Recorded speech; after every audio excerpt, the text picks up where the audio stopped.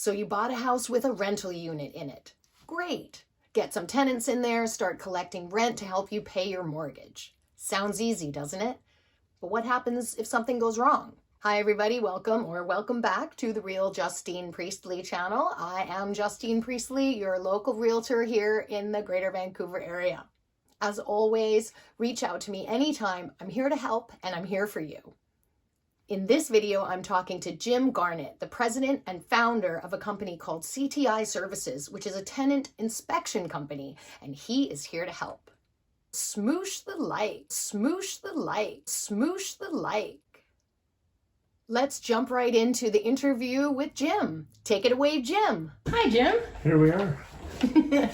So tell me a little about who you are and your background and how you ended up doing what you're doing now. I grew up in the Maritimes in a very small town. 20 years old, joined the RCMP, and the majority of my time in British Columbia was spent in drug enforcement and in general duty. From there, retired and went to the transit police. Well, I had about 40 years in policing altogether. Realized that a lot of the skill sets that I had developed as a policeman over the years were a perfect fit for doing inspections of rental properties and dealing with tenants. What's the name of your company? Canadian Tenant Inspection Services is the name of our company.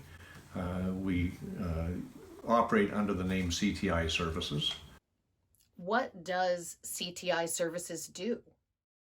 Our core business is inspecting rental property. Our service provides a very valuable service to landlords, which is very essential in terms of getting behind the door to see what's going on behind the door and identifying issues for them, whether it be repairs or whether it be health and safety risks or whatever it is that might be of concern to the landlord.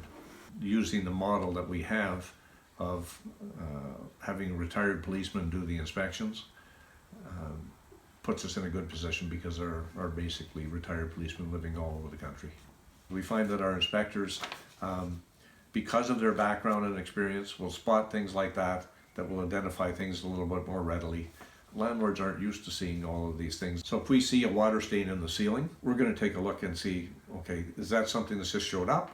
Is that old damage or what is it?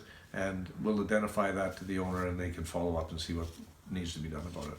Maybe it's the smoke detectors aren't working. Maybe there's pets that shouldn't be there.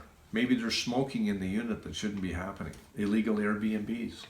We identify those things for landlords so that they're able to take remedial action to make sure that they're covered off and their insurance and investment are protected. So we deal with landlords with hundreds of properties and we deal with landlords with one or two properties. If we can help the tenant get through this and have them remain in the building, perfect. If our efforts to do that fail, then we take action to make sure that the investment for the landlord stays intact and that everybody else's health and safety risk is reduced. We will deal with everything from the issuing of a 10-day notice for a late rent payment to the arbitration and eventually to the bailiffs walk in the door. What do you wish that all the landlords out there knew? I think one of the big things that I wish they knew is I wish they knew what their insurance policy dictated to them in terms of inspections. The importance of their investment and realize the importance of their investment. If you were to buy 1,000 shares of Royal Bank, in today's market you'd be paying about $125,000 for them.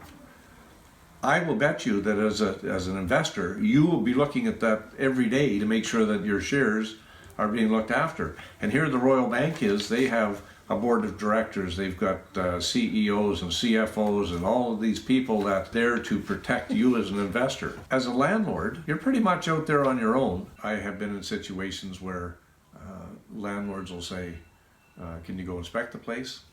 I haven't been there in a while. And I'll go in and inspect the place and they'll say, yeah, there's nobody been here and I've been here 15 years and I've never been inspected.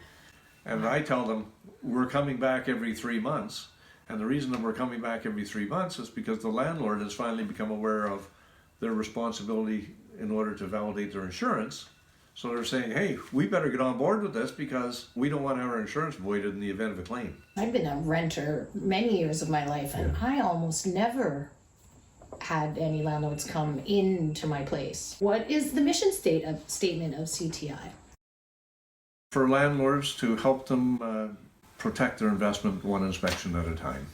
We do our best to help everybody as quickly and efficiently as we can, because we realize that if you have an investment, you also have mortgage payments, taxes, insurance, all those expenses, repairs and maintenance, everything else that needs to be done to the rental unit.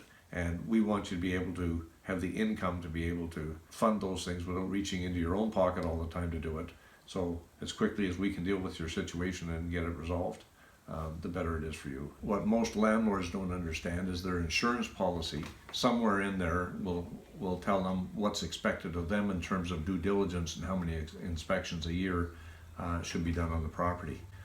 One I recently saw from a national company in Canada said that landlords should be walking around the outside of the premise at least once a month and should be inspecting at least twice a year on the inside. Between 2 and 4 times a year seems to be what most insurance companies will require in terms of a landlord doing due diligence. And if the landlord doesn't do that, what can be the repercussions? Their policy may not be honored in the event of a claim.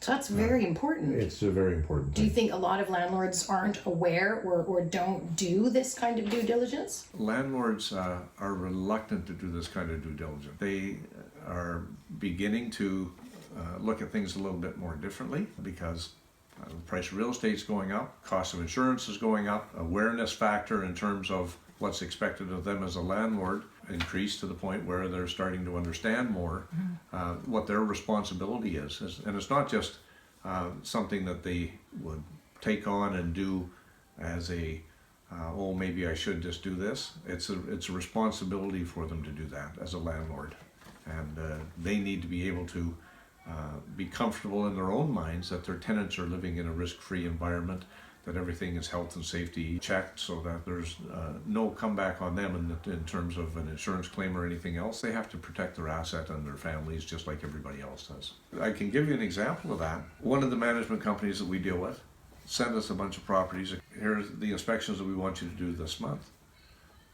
I got a call back a couple of days later from the property manager saying, Jim, could you add a property to the list? We've just realized we haven't been there in at least 3 years. So we did, and we inspected it. The following year in January, we did a little follow-up with the property manager. Are we hitting the mark with what you want and expect from us? And the property manager said, well, you know, we really appreciate your service. And she said, I didn't realize how much until I called you last summer. You might remember that I called you with a follow-up inspection to do on a property. And she said, well, about a month later, the building caught fire and burnt. And she said, right after that, I had an investigator from the insurance company show up in my office, and the first question he asked me was, could I see a copy of your last inspection report? And the property manager says to me, you know, it was still sitting on my desk. So I just reached over and got it and handed it to the fellow. He looked at it and he said, thank you very much. That's what he needed from me, and he was on his way. She said that could have developed into a huge lawsuit where our company would have been liable. Right, no insurance. Burns down, no insurance. Tell me some stories, Jim. I know you must have some good stories. We had a landlord that contacted us, and the landlord had approached a tenant in an 8-plex and asked to do an inspection. The tenant wouldn't allow the landlord in. So the landlord went to the landlord-tenant board and said, I've asked to do an inspection. I've had complaints about it. Some sort of odor coming from somewhere in the building. I think it could be that unit. The tenant won't let me in. What can I do here? I need an order of possession. I want to evict the tenant. And the landlord-tenant board ruled that he didn't try hard enough to get in. He contacted us and said, can you help me try harder? And so we said, well, yes, we can. I went to London, Ontario, and I met with with 3 different information officers from the residential tenancy branch there. All 3 of them gave us the same information and said that, you know, if you post a notice of entry, it's totally your right as a landlord to go in. Like push the door open. Get the door open, okay, go on in. So we said, okay, so we called a locksmith, and we had the locksmith attend. The locksmith said, well, there's somebody home inside, and because it's locked from the inside. And we said, yes, there is. And he said, hey, I don't feel that safe about this. What if the guy's violent? And so I was there with one of my other inspectors, and we're all retired guys. And this locksmith is a younger guy. And so we said to him, well, you're a younger guy, you can probably run pretty fast, eh? And he goes, well, yeah. I said, okay. So if he's violent, we'll slow him down and you get away. And so the locksmith says, okay. He says, I'll do that. And so he says, I can't pick the lock. What should I do? And I said, well, can you drill it? And he said, well, yeah, but that'll ruin the lock. I said, well, you sell locks, don't you? And he said, yes. I said, great, you're going to sell another one. So he said, okay. So he started drilling the lock, and during the process of that, now, bear in mind, we've been banging on the door for 10 or 15 minutes, and there's no response. But as soon as the locksmith was about 3/4 of the way drilling the lock, the tenant opened the door. And the reason that they were smelling an odor in the building is because in this little 2-bedroom apartment, the tenant had 31 cats. And the place was just very, very ripe. You know, there was extensive damage done to the unit. Cats spraying along the walls and everything else that had rotted the drywall and had seeped down through the hardwood floors into the basement. And it was just, it was a heck of a mess. Yeah, I don't personally even like the smell of one cat. If you were doing inspections on a regular basis, it would never have got to that point. Just smoosh the like. Just smoosh the like. Part 2 of the interview with Jim coming soon.